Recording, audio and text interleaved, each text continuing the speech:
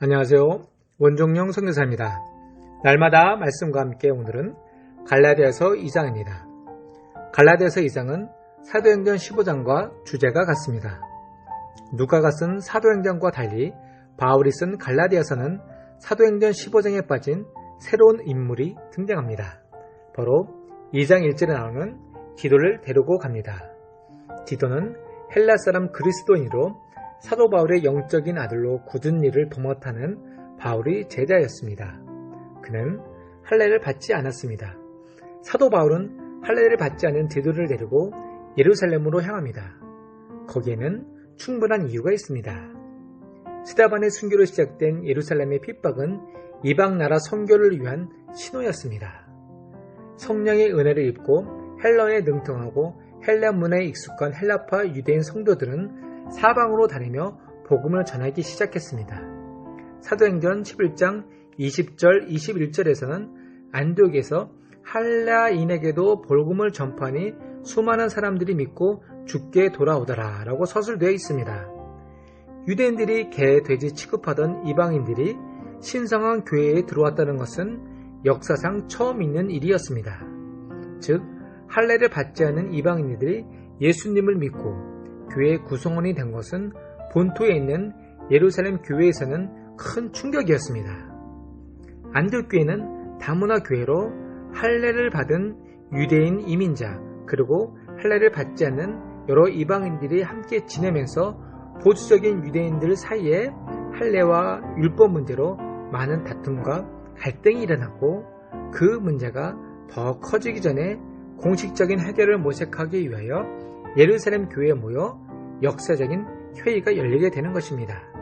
그래서 바울은 일부러 할례를 받지 않았던 이방인 지도자 디도를 등장시킨 것입니다.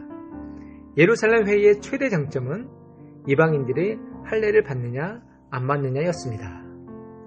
유대파 그리스도인들은 믿으려면 우리처럼 할례를 받고 우리의 율법을 따라야 한다고 주장합니다. 바울은 유대인들이 할례를 받아야 구원을 받는다고 하는 주장은 복음의 절대성을 손상시키는 일이기에 받아들일 수 없었습니다.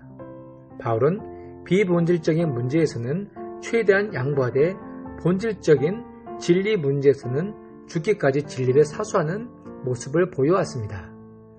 그런 대표적인 모습이 바울의 영적인 아들인 사역자 디모데와 디도입니다. 바울은 그들에게 할례에 있어서 이중적인 행동을 취합니다. 바울은 디모데를 할례를 받게 했고 디도는 일부러 할례를 받지 않게 했습니다. 바울이 일관성 없는 행동일까요? 디도가 섬겨할 사람들은 히브리 유대인들이고 디도가 섬겨할 사람은 헬라파 이방인들이었습니다. 즉 바울은 상황에 따라서 융통성을 발휘하게 됩니다. 우리는 보는 관점을 내가가 아니라 하나님의 시각으로 볼 필요가 있습니다.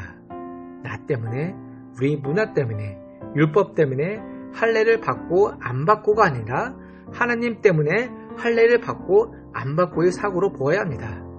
즉 하나님 나라의 관점에서 우리의 믿음을 논할 수 있습니다. 우리는 믿음을 지키기 위해서 율법을 지키는 것이 아니라 하나님 나라를 위해서 때로는 그 일을 할 수도 있고 안 할 수도 있습니다. 이것을 선교적인 용어로 상황화라 할 수 있습니다. 즉 우리 마음에 이방인들을 향한 사랑이 있으면 이럴 수도 있고 저럴 수도 있는 것입니다. 만약에 사랑이 없이 내 믿음만 강조되면 어떻게 될까요? 이는 원칙을 고수하는 원리주의, 극단주의자, 극단적인 이기적인 크리스찬이 될 것입니다. 여러분, 내 믿음이 중요합니까? 아니면 내가 믿는 하나님이 중요합니까? 믿음은 나 때문에 지키는 것이 아니라 하느님 때문에 지키는 것임을 믿으시기 바랍니다. 사도 바울이 디모데에게 할례를 행한 것은 유대인들과의 시비를 없게 하기 위함입니다. 그러나 바울이 일부러 할례를 행하지 않고 디도를 데리고 예루살렘 회의에 참석한 것은 율법주의자들이 4절에 나오는 거짓 교사들의 주장을 입증하는 것이기 때문에 디도를 일부러 동석시킨 것입니다. 사랑하는 성도 여러분, 예루살렘 회의는 기독교 역사에 있어서 혁명적인 사건이라고 말할 수 있습니다.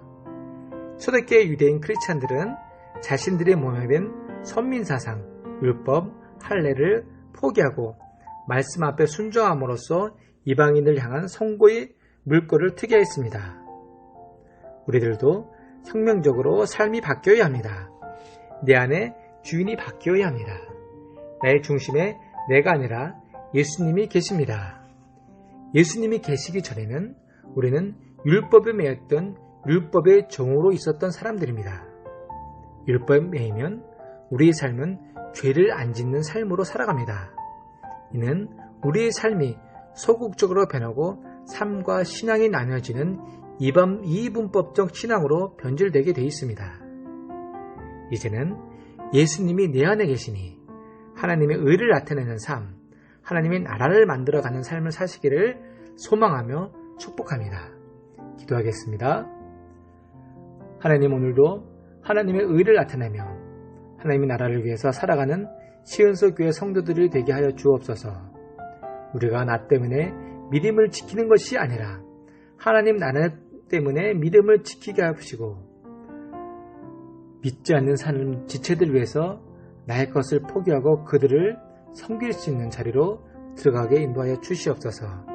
예수님 이름으로 기도됐습니다. 아멘.